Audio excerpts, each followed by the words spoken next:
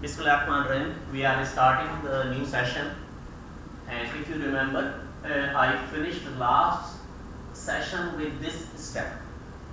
We need to complete first this example, and I'm starting with a correction. When I took the integral of tan square, by mistake I write tan square y. So there is a correction. In the last term, it must be tangent y, as the integral of tan square must be, the integral of sec square must be tangent y. So now we are starting from this step where we left in the last example.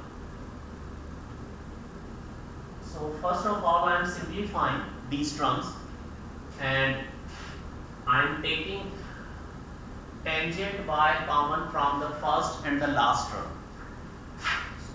If I take tangent y common, it will become tangent square x plus 1, and then minus tangent x common from middle two terms, so it becomes 1 plus tan square y.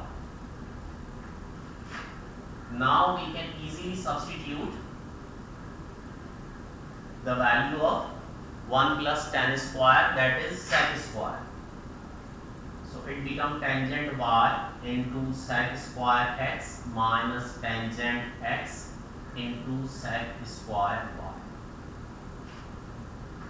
Now it's time to apply this term on this whole bracket. So as per method number 4, I must write integral and replace y with c minus x, sec square x, and then minus tangent x into sec square c minus x dx.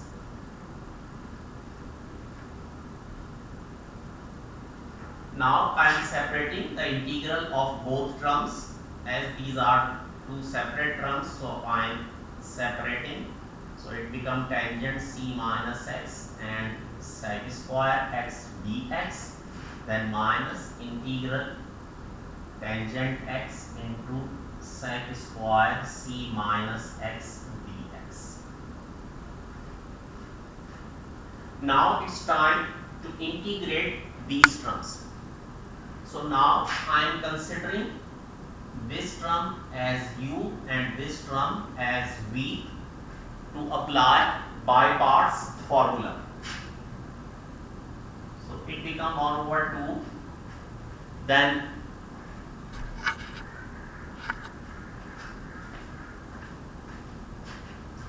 so as per u into v formula, I must write u into integral of v. So integral of sec square will be tangent, then minus integral derivative of u, so it will be sec square c minus x minus 1, as u is tangent c minus x, so its derivative will be this thing, and then integral of v, so tangent x dx. Applied u into v formula on this term, but I am not applying u into formula on this term. I am keeping this term as it is. Why? It will be fruitful for me as soon as I write this one. So if you look at carefully,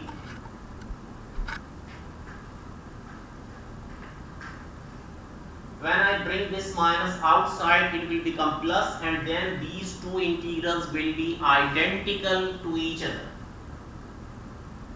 So we can easily cancel out these two integrals. So now I am writing next step here. So particular integral will be equal to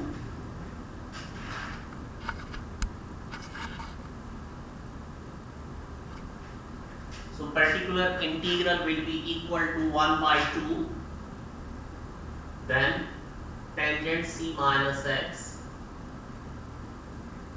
into tangent x, then minus minus plus integral tangent x into sec square c minus x dx, and minus integral tangent x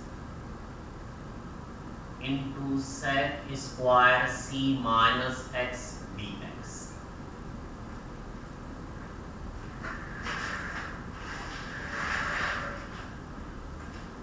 So now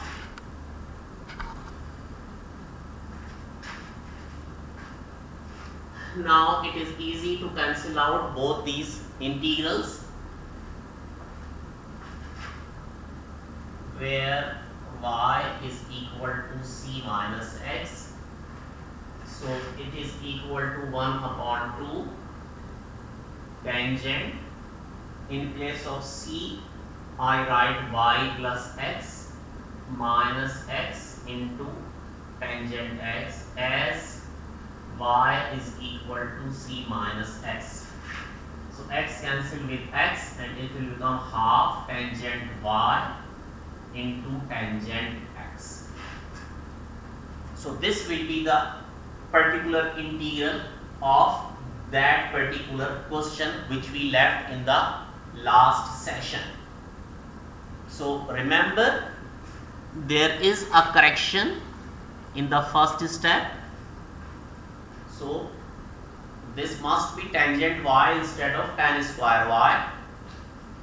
So correct from the second last step of the last session, and then from onward this is the remaining solution of the particular integral.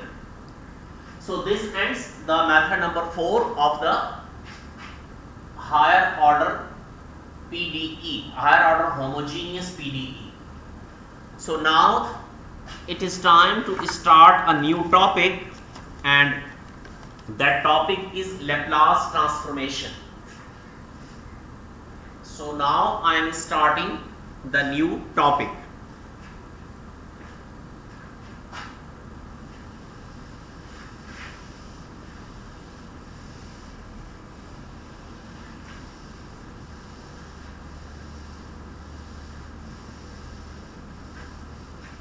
If you remember, I already write few practice problems for you for method 4. So I am not writing more practice problems and continuing with the next topic.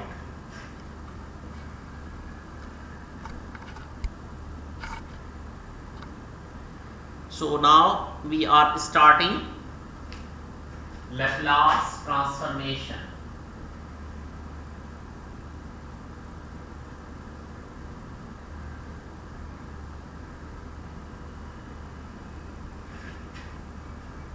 So this is the topic.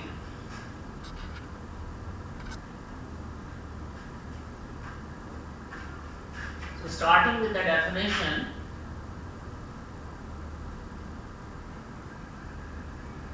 if f of t be a function defined, if f of t be a function defined for all positive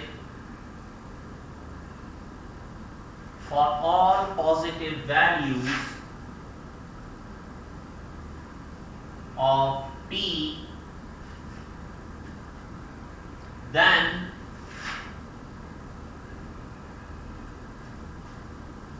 Laplace of f of t denoted by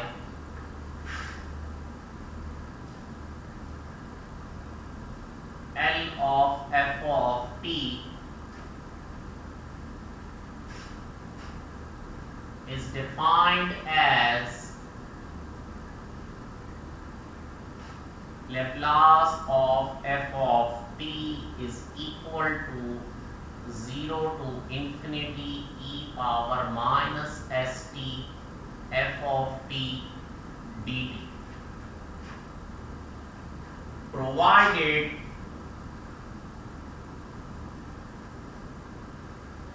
the given definite integral exists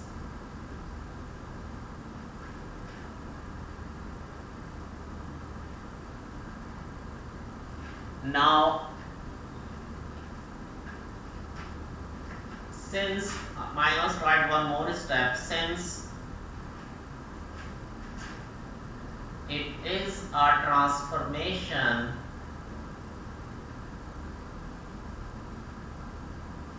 from variable t to variable s, therefore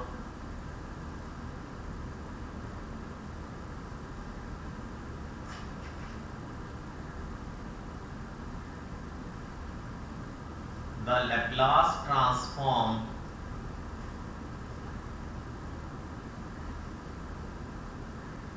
of f of t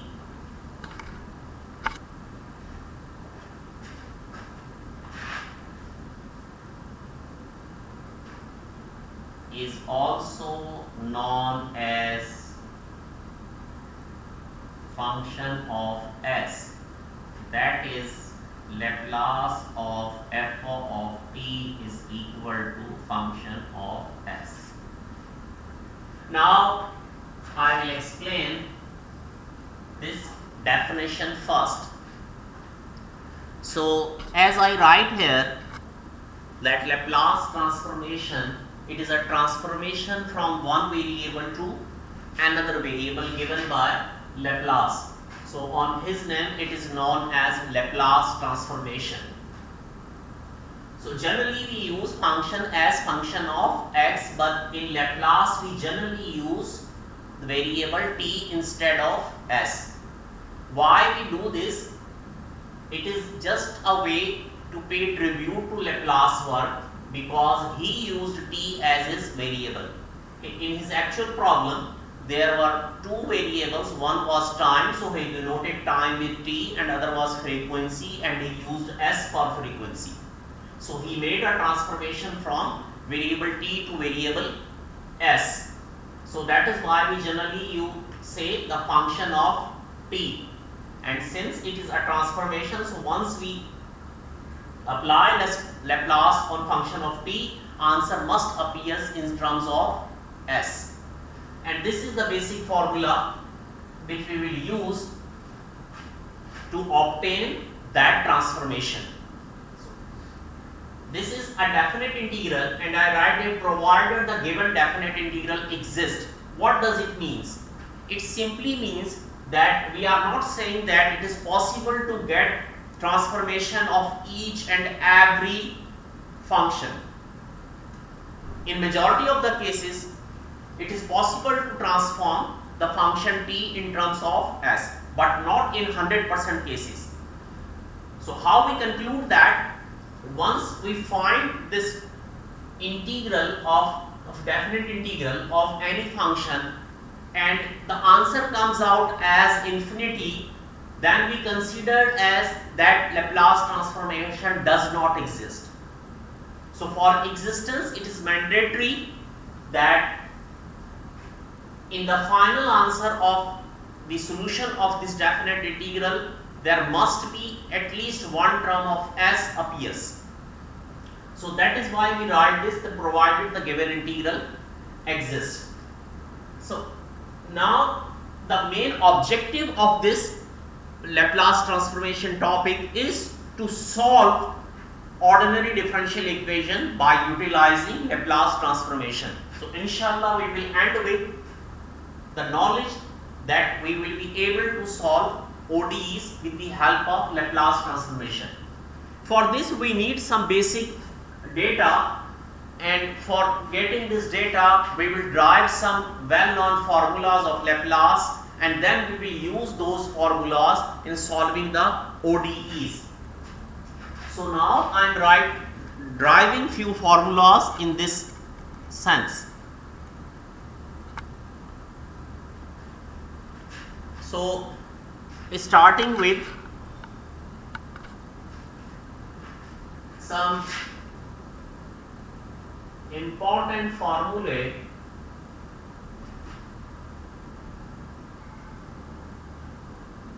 of Laplace are as under.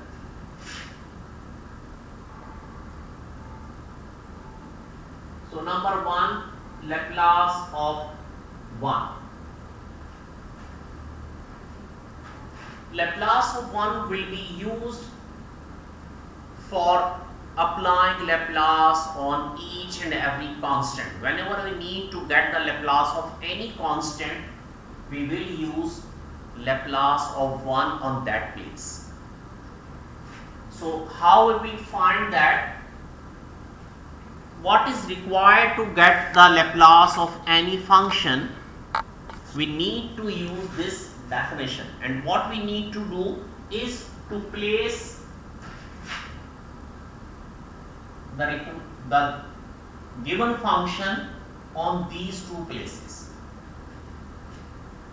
Just like if I want to find the Laplace of 1, so it means f of t is 1, and I will write 1 here and here, and then I solve the right hand side. So substituting L on both sides in this basic formula. So I substituted 1 here, and now I need to solve the right hand side, means to integrate right hand side. So I know the integral of e power minus st is e power minus st divided by minus s, and limits are 0 to infinity. Remember, the variable of integration is t, because dt is here. So whenever you integrate with respect to t and treat s as constant. So it means minus 1 over s, and I write 1 over e power st, 0 to infinity. Now if I substitute both limits, it becomes 1 over e power infinity minus 1 over e power 0. It means minus 1 over s. It means this is 0, this is minus 1, because 1 e power infinity is infinity and 1 over infinity is 0. E power 0 is 1, so 1 over 1 is 1, and my final answer is 1 over s. So I find that Laplace of 1 is equal to 1 over s.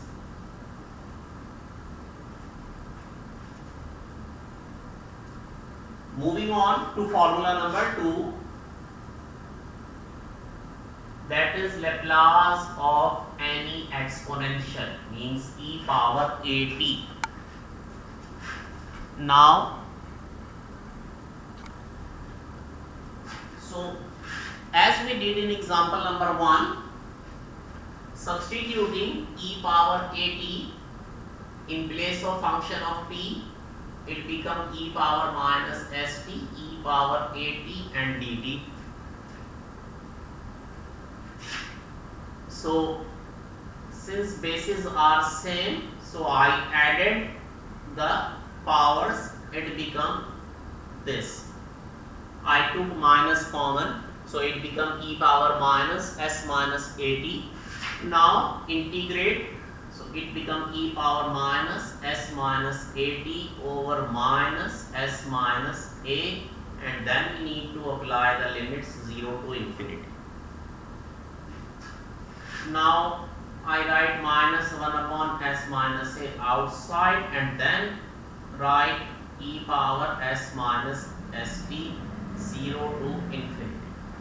I am intentionally switching exponential in the denominator because it has a negative sign in both cases. So once I switch it in denominator, it become positive, and then it will help in substituting the limits as well. So now it become minus 1 upon s minus a. For upper limit, it become e power infinity. For lower limit, it become e power 0.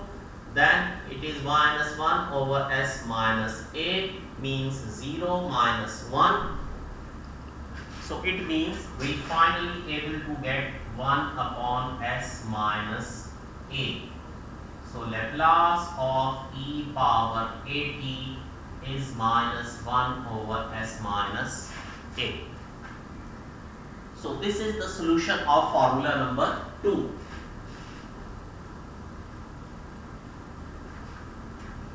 Two most commonly used and most simple formulas.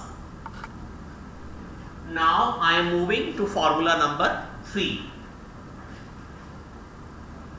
And now I need to get the Laplace of a trigonometric function sine at.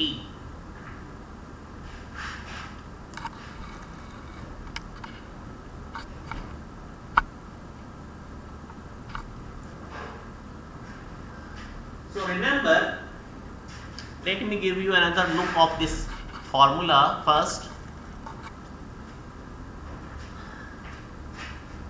If I substitute sine t here and sine t here, then exponential multiplication of sine t, it means I need to apply by parts formula. And since it is a product of exponential and trigonometric function sine, so I need to apply by parts formula twice, and then I will get the same integral again. So if I switch my method a little bit and use these two results, then it will be much more easier to derive Laplace of sine at. How? Look at this. I am replacing sine at with its exponential form.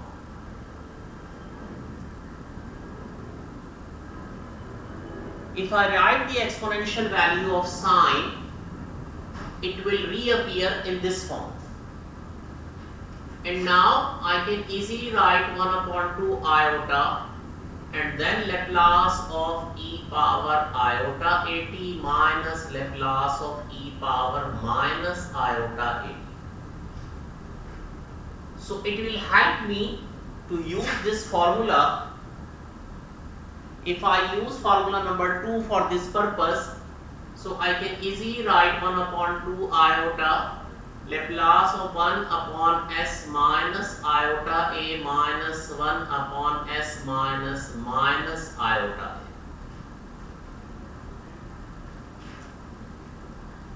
So it means I can easily write 1 upon 2 iota 1 upon s minus iota a minus 1 upon s plus iota a, and if I take LCM of these two, it will s minus iota a s plus iota a. So s plus iota a minus s plus iota a. S cancels with s, and I will have 2 iota a in the numerator and a minus b into a plus b s square minus iota square a square. So if I cancel 2 iota with 2 iota and substitute the value of iota square as minus 1, so my answer will be a upon s square plus a square. It means I proved that, find that Laplace of sine at is always equal to a upon s square plus a square. So this is my formula number 3.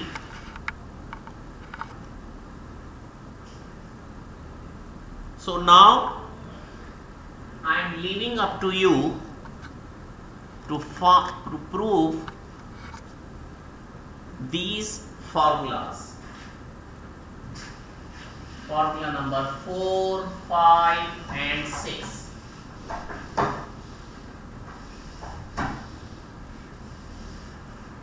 Now formula number 4 is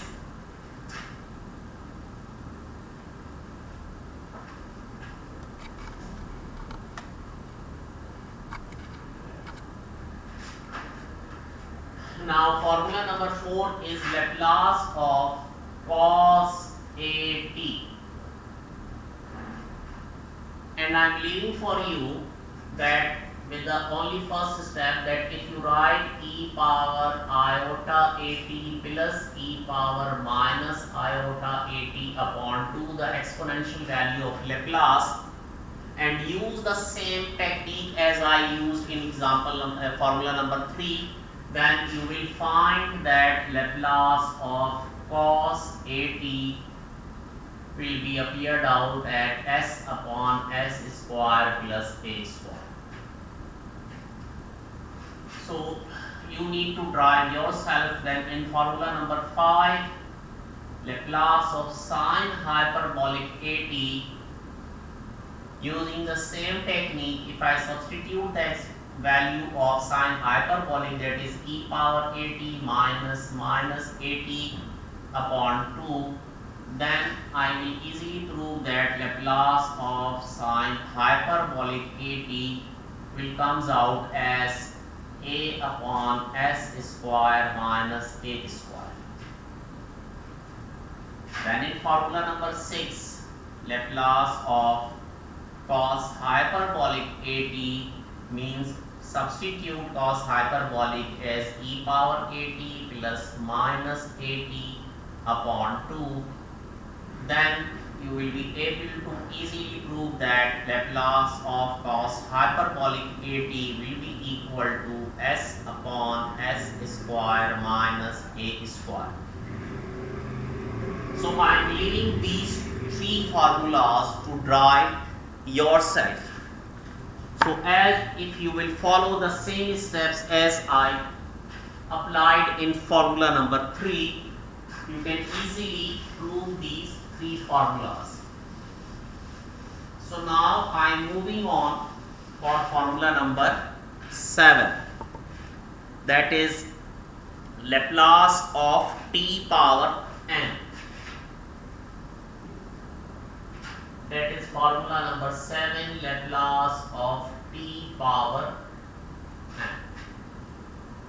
So again, using the basic definition of, that is 0 to infinity e power minus st t power n dt.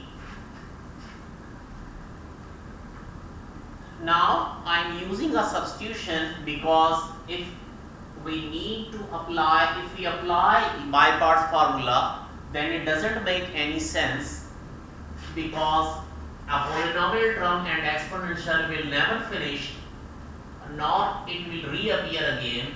So here I am using a substitution, and what is that substitution?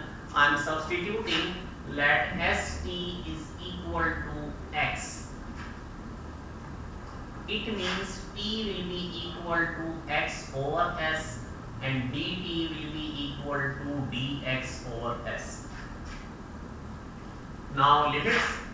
So if t will be equal to 0, x will also be equal to 0, and if t will be equal to infinity, x will also be equal to infinity. Therefore, our integral will become Laplace of t power n equal to 0 to infinity e power minus x, t is equal to x upon s whole power n, and dt is equal to dx over s. Now simplifying, I took this s outside of the integral, this s outside of the integral, because it is constant with respect to integral. So outside we have 1 upon s power n plus 1. This is s power n, this is s power 1. Then inside the integral we have e power minus x into x power n into dx. So now, if you remember from your calculus course, that this integral is represented by gamma n plus 1. This integral is known as gamma n plus 1, and we also know that gamma n plus 1 is normally equal to n factorial. So the formula, the final formula will comes out as that Laplace of t power n will be equal to n factorial divided by s power n plus 1.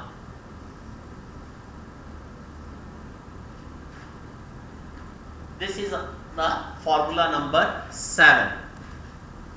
Now it is time to solve few examples to look at how these formulas will be utilized in order to get the solution by using these formulas. So now I am solving few examples in this context to show you that how these formulas will be utilized. But since it's time for this session is now over, so inshallah from the next session we will start with solving few examples on these 7 formulas. So it's goodbye now from this session.